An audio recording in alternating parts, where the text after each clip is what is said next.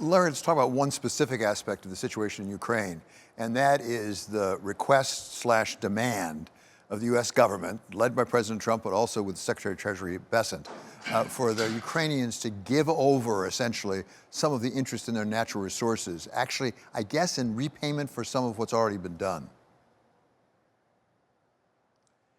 It's almost unbelievable to me.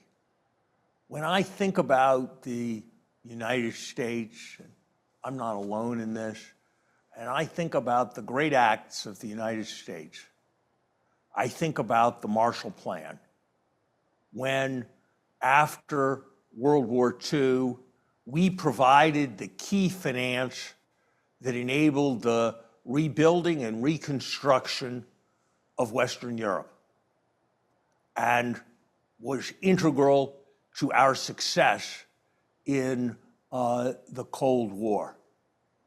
And I think of how different that was than what France and England did after World War I, when they imposed at Versailles punitive terms on Germany that led to resentments and that ultimately set off the Weimar Republic and the steps that led to the Second World War. We were the country of helping, of the Marshall Plan, not of punishing. This is an extraordinary step. What the Trump administration seems to be proposing, and to be fair, we have not seen all the details, is Versailles, a Versailles-like agreement imposed not on aggressors, but imposed on the victims of aggression. The victims of aggression to whom the United States, in the face of the world, made solemn promises to. Now, I recognize that there is a need for pragmatism.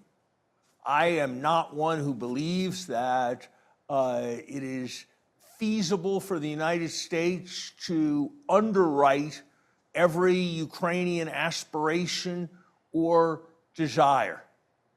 I believe it is necessary to bring this conflict to a conclusion.